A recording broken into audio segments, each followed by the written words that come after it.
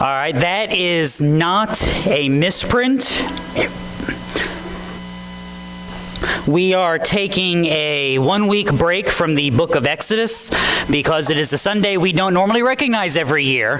It is Sanctity of Life Sunday. Now, the reason why I don't recognize this every year is multifaceted. One, you know.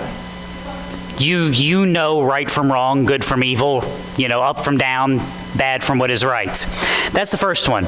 Believe it or not, the second reason, recognizing a day like today is not as important as the general discipleship work we do on a Sunday morning. It's not. Special occasions, social causes are not on the same par with building up the body of believers and the saints. So every couple of years we'll acknowledge something like this, but it's not as important as what we do day in and day out. Always remember that your day in and day out discipleship matters in this world. And the third reason is, I realized about Tuesday, I can't take this. Dealing with this topic kills me. And if I do it right, it'll kill you too. So you have that to look forward to. Now, I planned on recognizing this Sunday about 6-7 months ago when I was planning out this year's preaching schedule as to where we'll land what days. Turns out it's a good idea. This is going to be the first year since, 70-something, that there will not be an in-person March for Life in D.C. We canceled it. Of course we did. Because everybody else can get together and riot and pillage and protest, but guess who can't? And we can. The problem is when the rubber meets the road, we don't usually have the gumption for the things we actually care about. I have listened to too many stories from too many quote-unquote abortion advocacy groups or anti-abortion groups and how they sabotage legislation that would actually ban and end abortion in states. Be careful where you send your money. So, with all of that said, why is this something that we should care about on at least a semi-annual basis? And I think the best answer to that is in the audio that I have in the computer that I'm going to stop talking so we can listen. Right where you are, I just want you to, right there in your seats, just shut your eyes. What you're about to hear are the sounds of metal BBs striking the side of a tin can. For every BB that strikes, it represents 10,000 lives lost in the wars of America's past. 10,000 lives for every BB. This is the reality of what is occurring in your country. The American Revolution, the Civil War, World War I, World War II, the Korean conflict, the conflict in Vietnam, September 11th and the War on Terror. Since 1973, the War of the Unborn Child.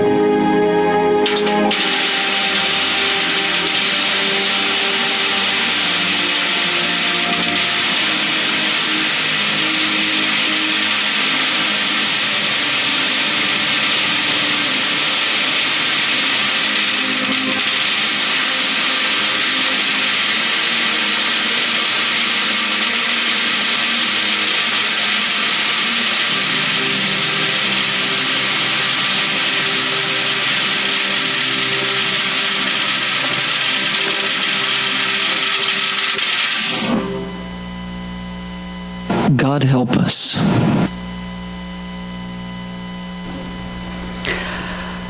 If at some point in the last minute you didn't say, please God, make that noise stop, I question your heart. Let's just dive right in because I don't know what else to add to that. We'll come back to this later.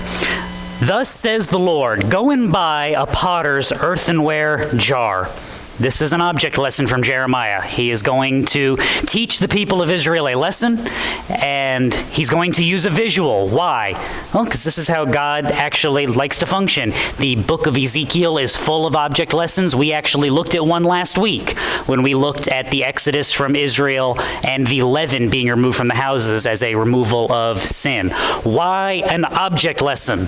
Well, because Israel is a stubborn and stiff-necked people, and you tell people and you tell people and you tell people, and what do they hear?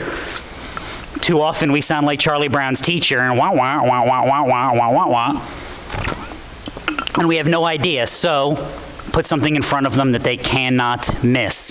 If you want to understand your judgments in the Old Testament a little bit better, think of them as object lessons. What would the wrath of God poured out on sin look like? The flood. What would the wrath of God when he decides that that city has crossed the line and it will go no further? Sodom, Gomorrah, and the cities of the plain. What would it look like if the priests become faithless and decide not to walk in godliness? That would be Nadab and Abihu from Leviticus chapter 10. When you see a lesson like this in the prophets, you are seeing a reminder of the judgment coming from God because of the holiness of God. Isaiah chapter 6, if you were going to proclaim one thing to the prophet, what would you tell him? What did the angels proclaim before Isaiah? Holy, holy, holy is the Lord of hosts. The whole earth is full of his glory.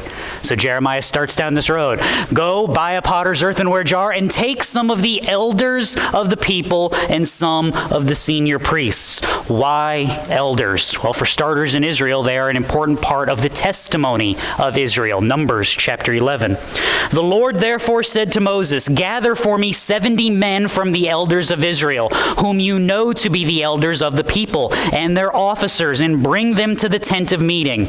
Let them take their stand before you, and then I will come down and speak with you there. I will take of the Spirit who is upon you, and will put him upon them, and they shall bear the burden of the people with you, so that you will not bear it alone.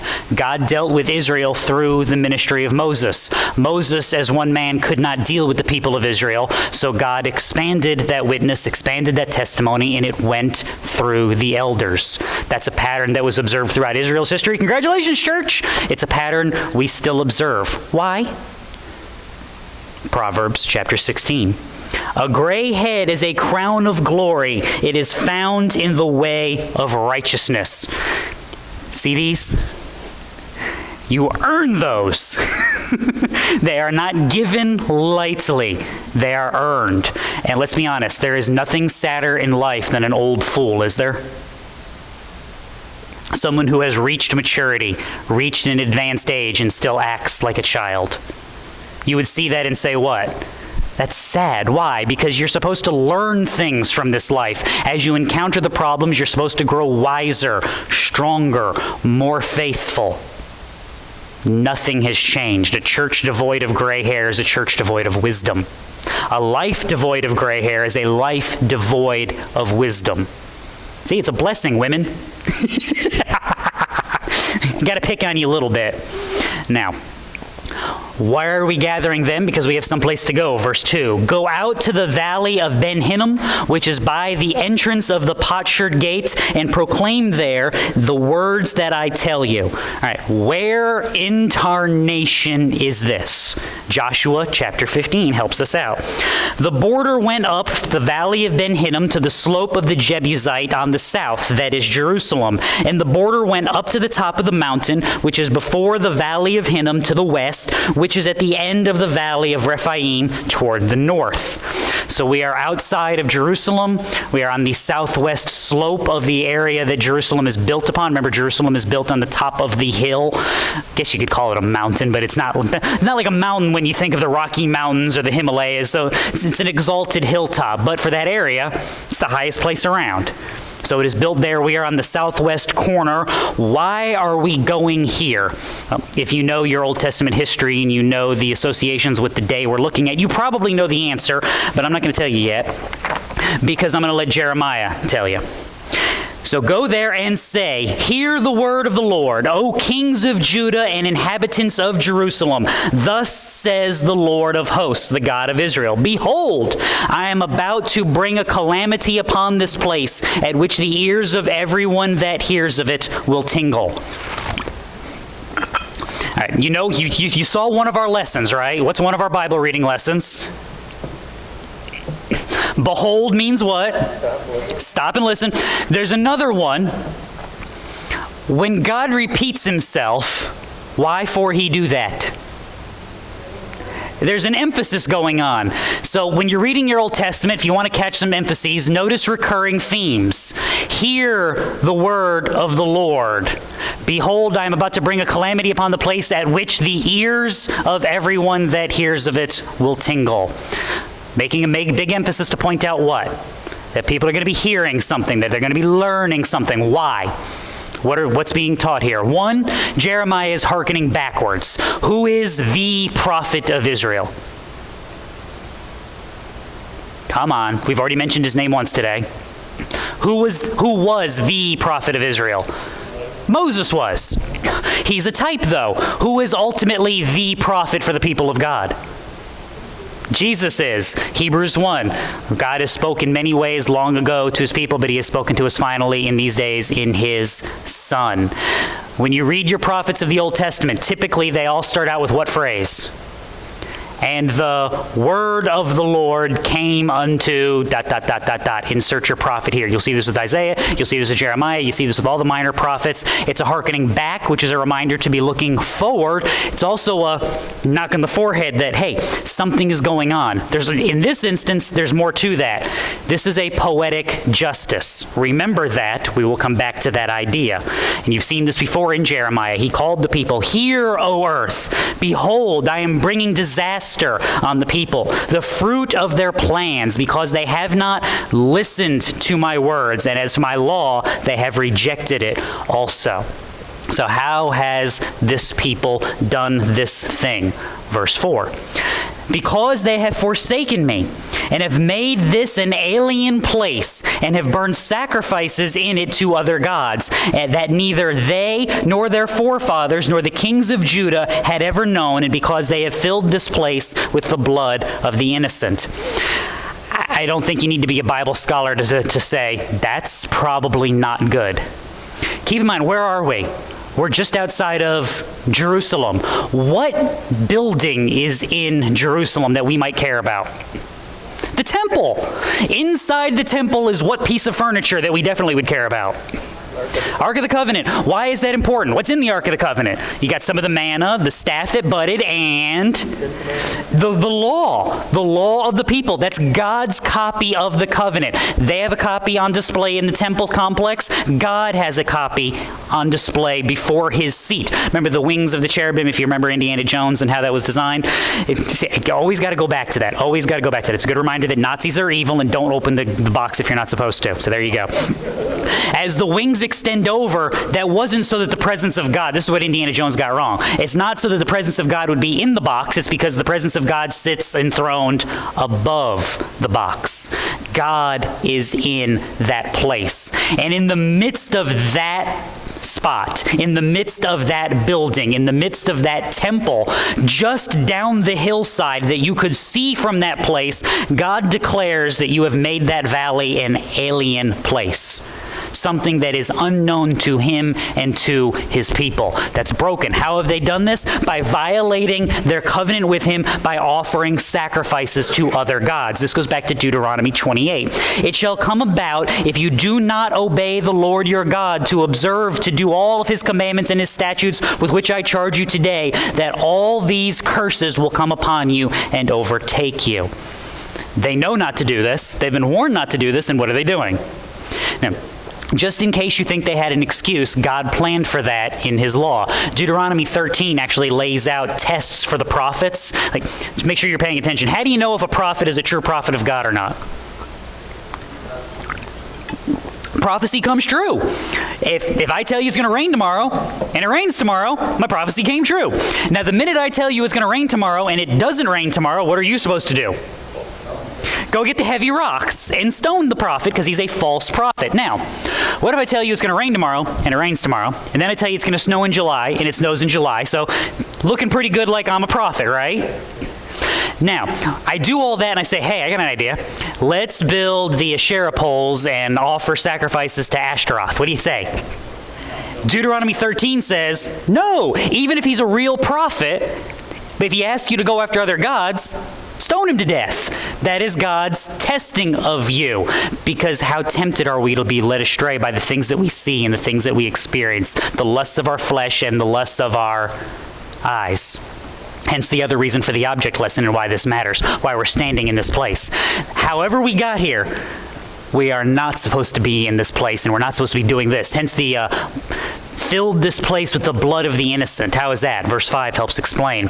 Have built the high places of Baal to burn their sons in the fire as burnt offerings to Baal, a thing which I never commanded or spoke of, nor did it ever enter my mind. Okay. Is this why God gave them children? No. Why did God give them children? Psalm 127. Behold, there's one of your lessons. Children are a gift of the Lord. The fruit of the womb is a reward. Like arrows in the hand of a warrior, so are the children of one's youth. How blessed is the man whose quiver is full of them. They will not be ashamed when they speak with their enemies in the gate. Believe it or not, that's radical for the Bible's world, that you would elevate children to that status. That's a biblical concept. Do you know what the ancient world thought of children? In some instances, if they had cannons, they'd have been cannon fodder, but they worked the farms. They do the lowly jobs. You know, the stuff you're too old and tired to work on, that's what they're for. They serve. They're not blessings. They're not gifts from God. Scripture does that.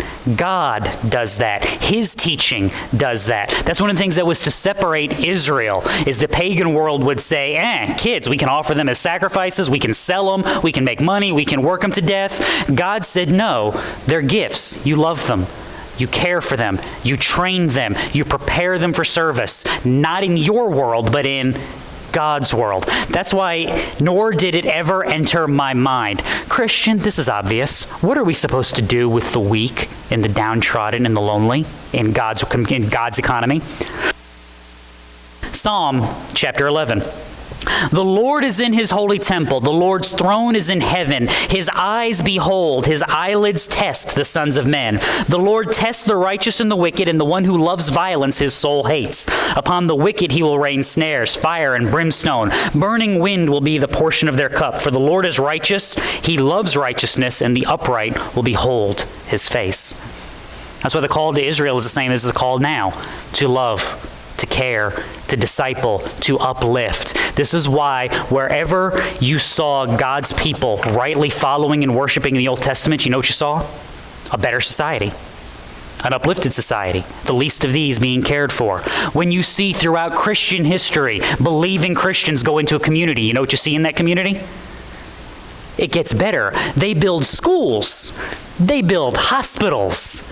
They build gymnasiums to exercise, to care for people. I mean, have fun. Go back through world history. Let me say. Go back probably anything just about before the 20th century, and find me a school founded by non-Christians. I'll wait.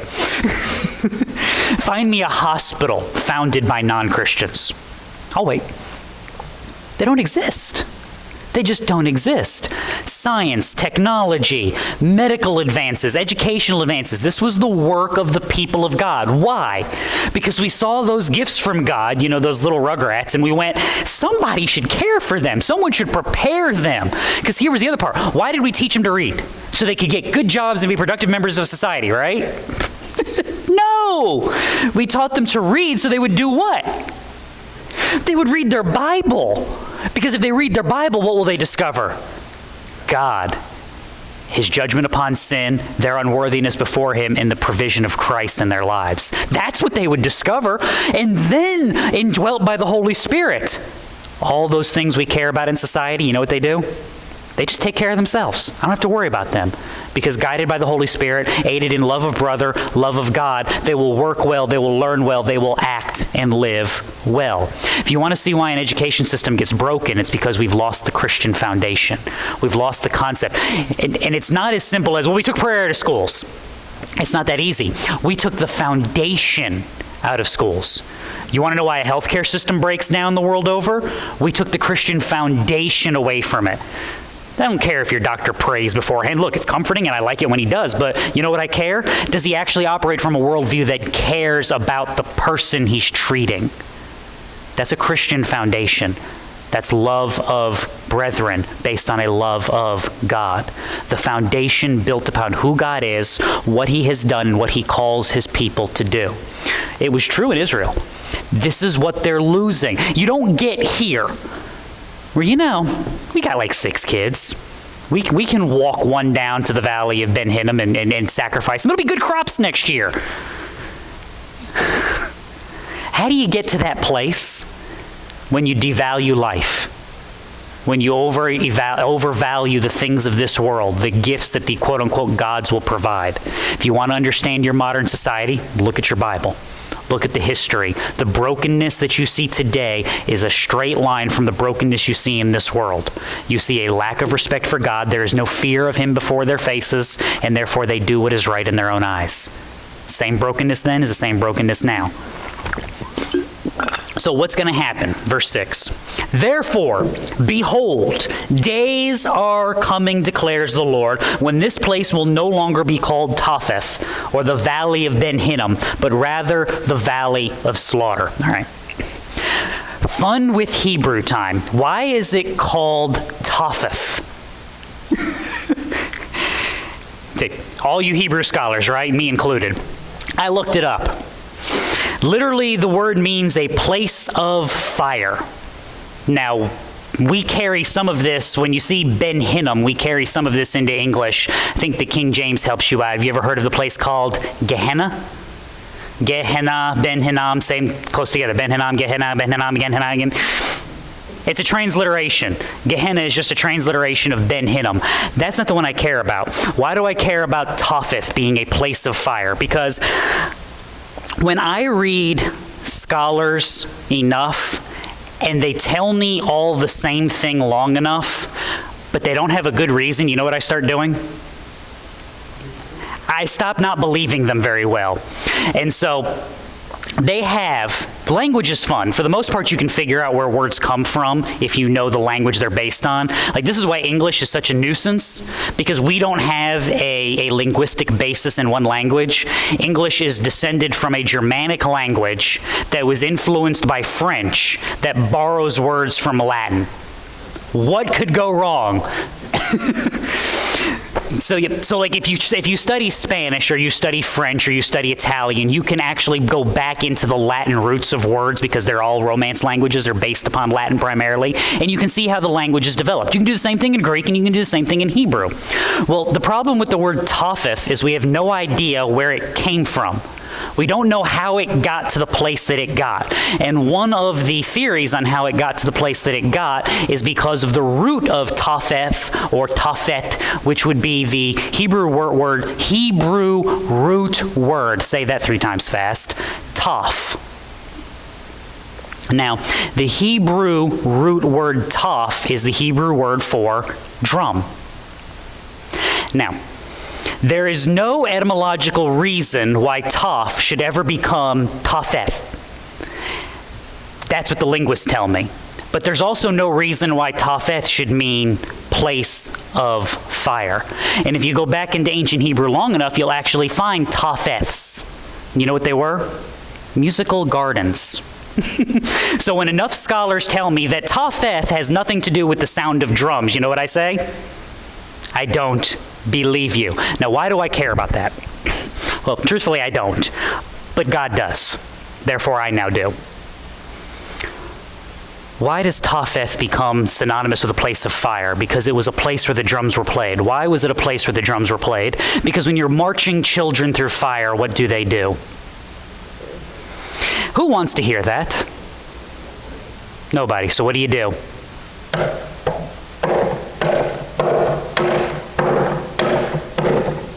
If I play the drums loud enough, what don't you hear?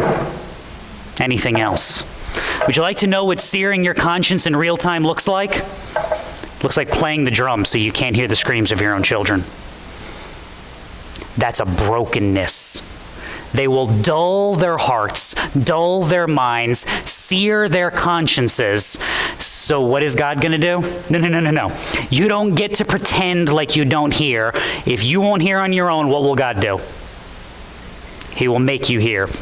I will make void the counsel of Judah and Jerusalem in this place. I will cause them to fall by the sword before their enemies, by the hand of those who seek their life. I will give over their carcasses as food for the birds of the sky and the beasts of the earth. That's a good place to start. They will be void of wisdom and cast aside. Why? Psalm 33, the Lord nullifies the counsel of the nations. He frustrates the plans of the people. That was how he worked then. Guess what? Not a thing has changed, because you can fast forward to Romans 1. Just as they did not see fit to acknowledge God any longer, God gave them over to a depraved mind, to do those things which are not proper, being filled with all unrighteousness, wickedness, greed, evil, full of envy, murder, strife, deceit, and malice. They are gossips, slaughterers, slanderers, haters of God, insolent, arrogant, boastful, inventors of evil, disobedient to parents, without understanding, untrustworthy, unloving, and unmerciful. That's a heck of a list. And although they knew the ordinance of God, that those who practice such things are worthy of death, they not only do the same, but give hearty approval to those who practice them. What's a depraved mind look like? It looks like, I want my sin, and I want you to tell me that my sin is okay. It looks like the banging of drums in the place of fire. Because I know it's wrong. And I don't want to be confronted with its wrongness, so I will hide it, and I will cover it, and I will close my eyes. And God said, no, you will not. Verse 8, I will also make this city a desolation and an object of hissing. Everyone who passes by it will be astonished and hiss because of all its disasters. That sounds benign almost, doesn't it? Like, hey, we're not going to die, or the city's not going to be destroyed, and people are just going to look at it and go, in a world concerned with vanity and appearance, what could be the worst possible thing? I mean, case in point, have you ever, this is a question that I heard asked on a political talk, and it was brilliant, and I wish I'd thought of it.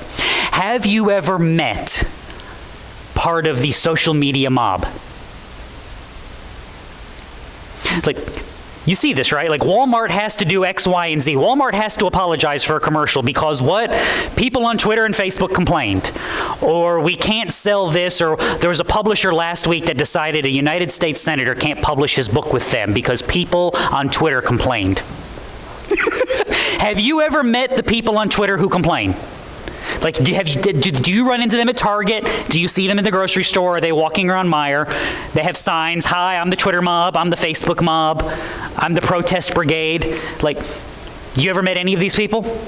Neither have I. So why does every company and every corporation and every person on the planet care so much what they think? Because at our heart, we care what everyone thinks. And so did they. That's why this is actually a good idea. You care so much what everybody thinks. You are so vain and concerned with your life. You know what I'm going to turn you into? You know what else that will accomplish? An seared world. A world that is so obsessed with itself that it literally cannot see the forest for the trees. What must you do to get them to listen?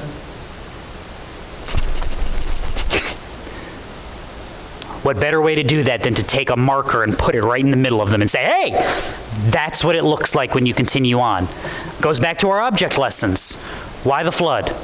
Why Sodom and Gomorrah? Why Nadab and Abihu? So that the generations to come will go, oh, that's right. So the generations there and the people around them would go, oh, that's right. So the people seeing the flame rising above the heap would go, yeah, let's not go that direction. Let's go over here. God will shake. God's word will be heard. It will be listened to.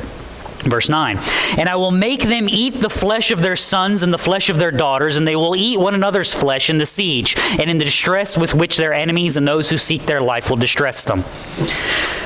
Talk about poetic justice in action. We don't do warfare like this anymore. Thank you, God.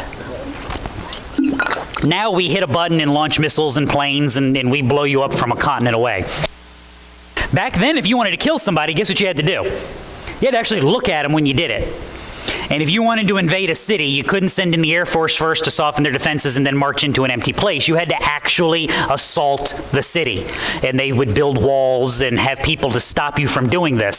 So what you would do is you would basically build a camp around a city, dig some trenches, build a wall in front of you so that if the people tried to leave the city, you could stop them. And if people tried to get into the city, you could stop them. And what would eventually happen?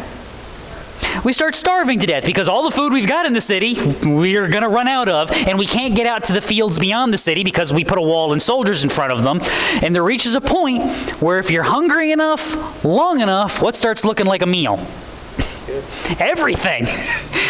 Everything. It's like a bad Monty Python sketch. We'll boil our shoes and our socks and, wring out whatever. I mean, or it's like those Bear Grylls TV shows where it's like, what can I drink? I'm stopping right there. If you've ever seen Bear Grylls in the wilderness, you know exactly what's coming next, so we will just move on from that idea right there. Now, let's ask a question. Is that good? I mean, is that a fun way to live? Would we describe that as bad? You ever notice that we only describe it as bad when God does it to us? The people would describe this as terrible. What do you mean you're going to besiege our city and we'll be eating our own children? Why is he doing this? Because you're feeding them to false gods and idols already. What's the difference if the false god eats them versus if you eat them? Sometimes I think God does actually have a sense of humor. Poetic justice, an example. If you want a good example of poetic justice in your Old Testament, the Exodus is poetic justice. What's the final plague? Death of the firstborn. What was the kickoff to the people of Israel crying out for relief from God? The death of their firstborn by having them tossed into the Nile. The thing that you will oppress those people with is the very thing that I will use to break you. Bring the idea forward. Why are we so smart? Why are we so amazing? What do we have? Oh, come on, you know what you got. Why don't you carry an encyclopedia with you everywhere that you go? Because you do. It's called Google. Hey Google, hey Siri, and you ask the question and it tells you we don't know anything. It's freedom. I have the source of all knowledge in the palm of my hand. And yet, what's going to be the reason why we don't have any freedom in this country? Because the same people that tell us everything we need to know are eventually going to be the same people that tell us everything we need to do. And the freedom of having all that knowledge means what? That I don't learn anything. And I don't think deep thoughts, and I don't ponder things because I don't have to. I type it in and it just, there we go, and it tells me. And then I put my phone back in my pocket, and what happens 5 minutes later? I forgot I even looked it up. The thing that we use that we think grants us so much freedom is the thing that makes us such slaves. And if you don't believe me, watch your teenagers. Just go to a middle or a high school and watch them. I literally almost was run off the road this morning coming to church. Because driving on a semi-plowed road where I'm barely in the spot where I'm not on the snow and ice, a woman came around the corner the other day in a large SUV in my lane. Why? Because she's driving like this. In the snow! In a curve. Why? Because it's that exciting. That's not freedom, that's slavery, stupidity, whatever you want to name for. I say that because we're not better. We're not smarter. We have the same temptations, we just have them with different precision. We have the same temptations and sins, we just use them and utilize them in different directions. God will undo these things. And you know whose good it's for? Ours, his, and theirs. Always remember that. So, verse 10. Then you are to break the jar in the sight of the men who accompany you. In case you don't have ears to hear, we're going to break the jar so that you'll, if nothing else, if you were falling asleep during Jeremiah's speech, you will now do what? You will now wake up and pay attention. Verse 11.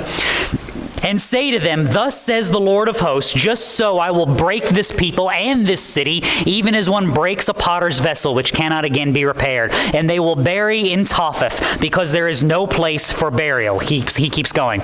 This is how I will treat this place and its inhabitants, declares the Lord, so as to make this city like Topheth, a place of fire. All right. Is that ever a good thing?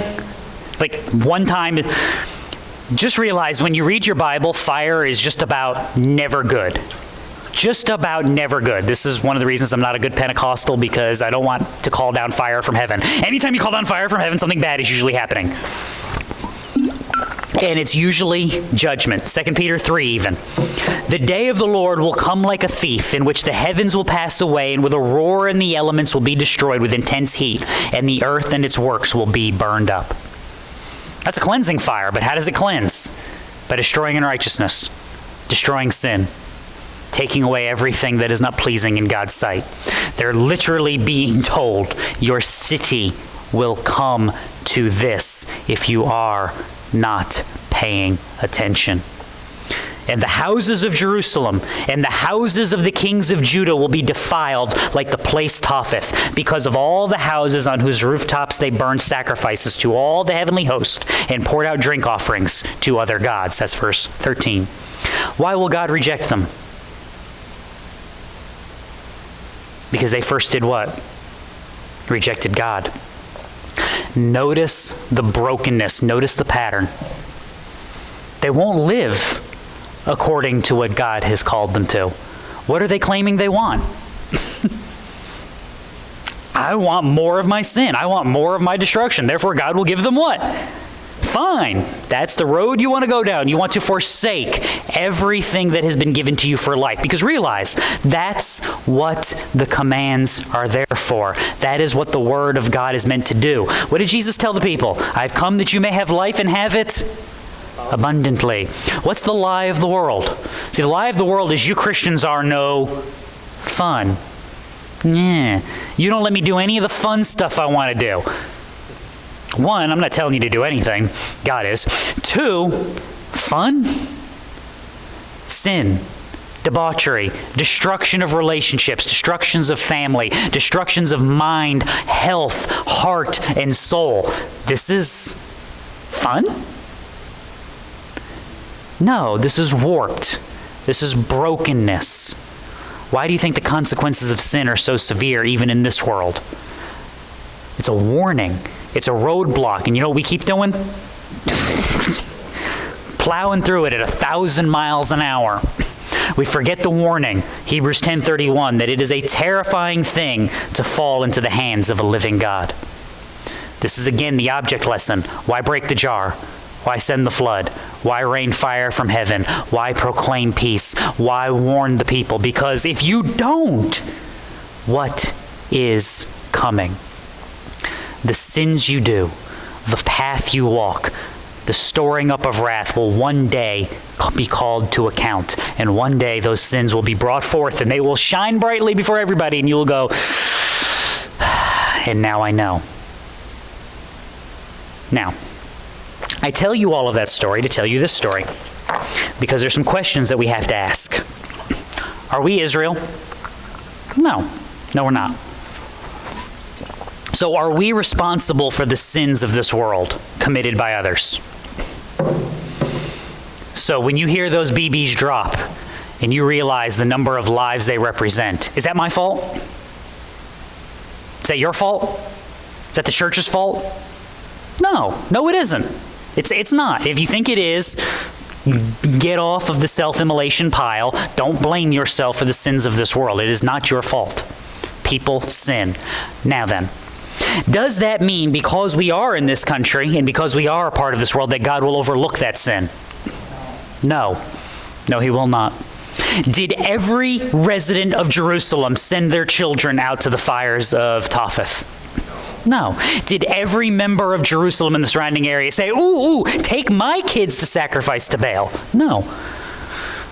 Were their lives any less ended and their homes any less burned down when the judgment of God came? No. No, they weren't. And this is one of the things we have to remember. We are not promised safety, security, and a good time here. We are promised tribulation. We are promised difficulty. We are promised stubbornness from the world around us, and we are called to faithfulness. I mean, I read you that holy, holy, holy is the Lord Almighty from Isaiah. Do realize that like 5 verses later, you know what Isaiah is told? That I will send you to a people who will not listen, and I will tell you to a people who will not hear. You will call them to account, and they will say, nah, I'm good. What's Jeremiah's nickname? The weeping prophet. Why? Because you know what happens to him in the next chapter? The next chapter, he calls out to God, why have you done this to me? Why have you given me these words to proclaim? You have made me a reproach in this world. They hate me. They want to kill me, and I despise this, but I can't stop doing it. I want to die rather than do this, and I can't not do this. It's like fire in my bones. Christian, that's the message, and that's the walk. It's a broken, destroyed world. Why? Because sin breaks and destroys. Sin never shows up and goes, ooh, some drapes would be nice over here and a fresh coat of paint over there, and we'll redo the carpet. You know, instead, I think there's hardwood floors under here. We'll rip the carpet up and we'll polish it, and it'll look awesome, and then we'll all be on HGTV together. Sin never does that. Sin walks in and goes, ooh, we'll tear that wall down. We'll destroy that with fire. We'll cover this in mud. We'll bury you. We'll cut off some fingers. It's going to be awesome. Go team. That's what sin does. So when sin corrupts a culture and sin corrupts an individual, why are we surprised that it leads to death, destruction, and rot from the inside out? There's a lesson in all of this, and it comes all the way back from Psalm chapter 2. Why are the nations in an uproar and the peoples devising a vain thing? The kings of the earth take their stand, and the rulers take counsel together against the Lord and against his anointed. And they say, let us tear their fetters apart and cast away their cords from us. In other words, I don't want you to be in charge. I want me to be in charge. Why then? Why are they in an uproar? Why are they devising a vain thing? They take their stand, and they take their stand, and the rulers take counsel against the Lord and against his anointing. I'm sorry, I read that part already. I lost my spot. He who sits in the heavens laughs. The Lord scoffs at them. Then he will speak to them in his anger and terrify them in his fury, saying, as for me, I have installed my king upon Zion, my holy mountain. So as they war, as they rage, and as they demand, what does God do? He laughs. He laughs. Like when a 4-year-old comes up to you like this. Are you suddenly terrified? You're like, have you met my 4-year-old? No, why? Because you do that silly game, you put your hand out and it's like, you can't even get here. Or you just pick them up and it's like, what are you doing? I dealt with one of these kids in another life, it feels like. I was in charge of an after-school program at a daycare. And the grandson of the owner of the daycare was literally a holy terror. We left him alone one day in a classroom with one other teacher, and she had no backbone, and he actually destroyed the classroom. Flipped tables, threw chairs. The child was 5. He was 5. He was about this tall and about this big around. I'm convinced that if I'd gotten him by the ankles, I think I could have thrown him 30, 40 yards. Just a good swing. And he went off on a tangent one day, and he was a danger to himself and others, and I literally just snatched him up and sat him on a park bench and held his knees. And the reason why I did that is because his arms weren't long enough to punch me, and by holding his knees, he couldn't kick me. And that child just sat there, getting kicked and screamed and wailed, and I just did this number, and I was safe, and eventually he wore himself out, and we were done. I'm not afraid of that. Even if he connects with one of those swings, you know how much damage he's going to do? He's just going to annoy me more than anything else. Welcome to God dealing with this world. He's not afraid. Why should he be? He's God. They're not. So they can assemble their armies. They can make their plans, and he's going to do what? No. Yes. Again, read Revelation. It'll do you good. What happened when the battle lines up? God goes, yeah, you're dead. You, lake of fire. All right, you guys are with me. We're good here. And we're done. It's like one chapter and everything's wrapped up. That's not the punchline of all of this. The punchline is that God demonstrates a patience and a love beyond our understanding. Because the psalm continues, I will surely tell of the decree of the Lord. He said to me, you are my son. Today I have begotten you. Ask of me, and I will surely give the nations as your inheritance, and the very ends of the earth as your possession. You shall break them with a rod of iron. You shall shatter them like earthenware. Now, therefore, kings, show discernment. Take warning, judges of the earth. Worship the Lord with reverence and rejoice with trembling. Do homage to the Son, that he not become angry and you perish in the way. For his wrath may soon be kindled. How blessed are all who take refuge in him. That's a warning and a comfort. This world has been, is now, and will always be under the judgment of God, as long as sin abides. Why? Because people are here, and as long as people are around, people do what? And devoid of God's intervention, we continue to do what? We continue to sin and to do so spectacularly bad. And until that judgment comes and things are cleansed the way 2 Peter 3 warns us, we're going to keep dealing with these things. But Christian, we cannot forget the two sides of the message. Because if you're like me, when you hear those ball bearings drop, your first thought is, dear God, make it stop. And as it continues on, do you know what your second thought probably was? And how do you feel about the people who are doing it? See, that's the danger. I warned you of this last week. I'm going to warn you again this week. There are two sides. Please do not get to the place where you go, judgment is coming. Yes. Because it's tempting. It's tempting to see that and go, keep going, keep going. He's laughing and he's going to smack you. Now, will we rejoice when that judgment comes upon sin? Yes, we will. Why? Because our day has come. Our righteousness has been applied and we will rejoice in the presence of the King. But until that day comes, what should we be doing? The same thing that Psalm 2 says. Take heed, pay homage to the Son. How blessed are those who take refuge in him. The day of his wrath will soon be kindled. How blessed are those who take refuge in him.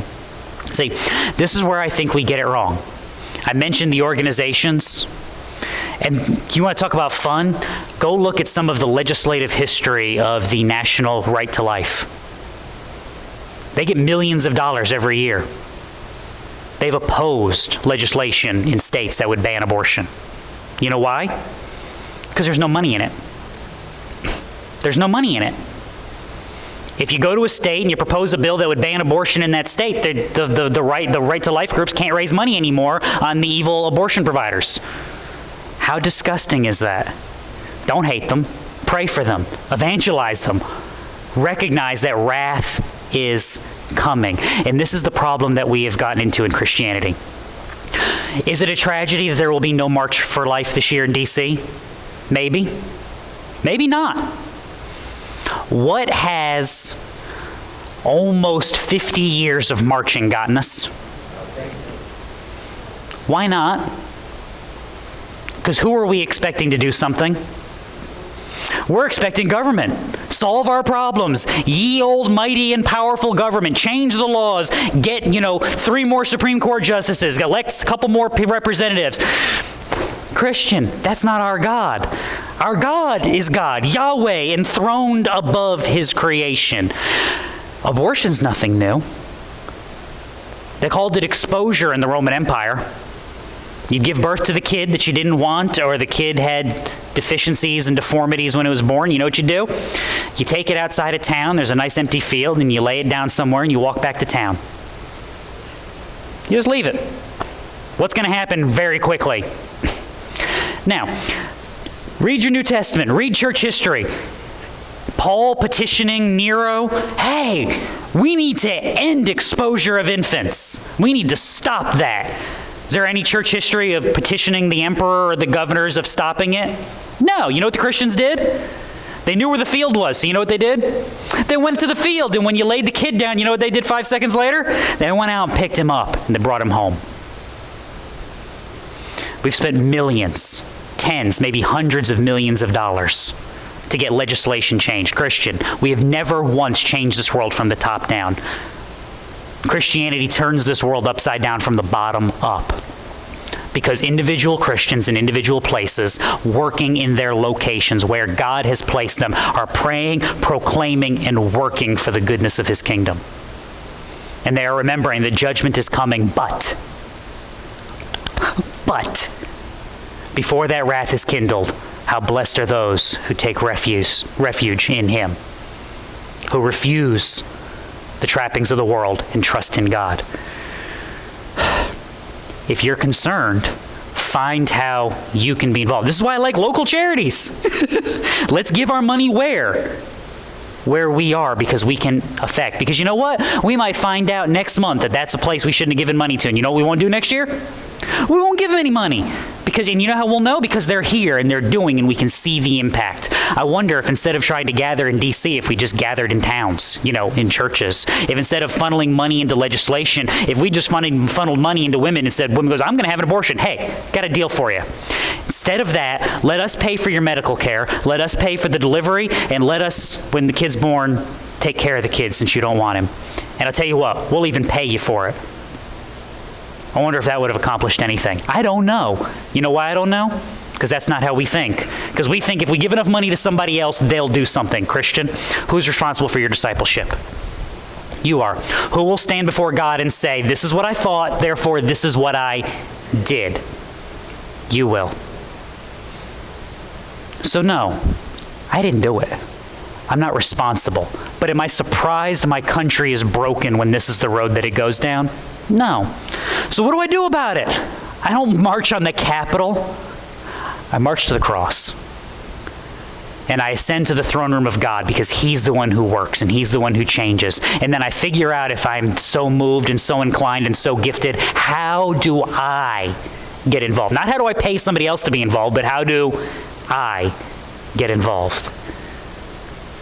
And hear this. If you are not so inclined and so motivated, you are not evil. God puts different cares, different concerns on different people's hearts. And if you know somebody, or you are somebody who has participated in this,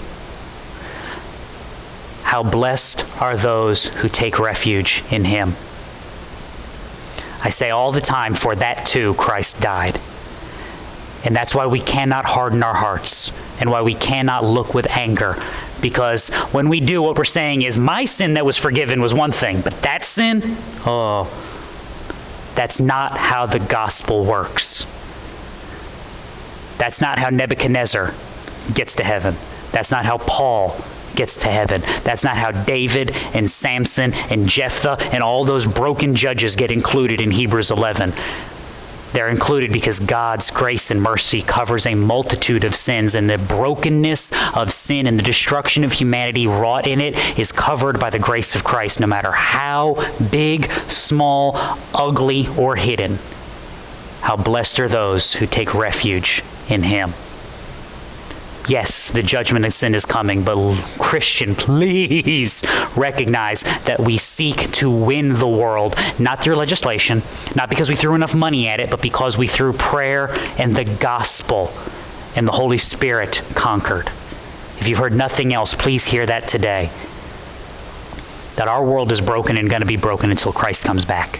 But we are called in the meantime to walk faithfully, trust what he is accomplishing, and know that his kingdom is good. Let's pray.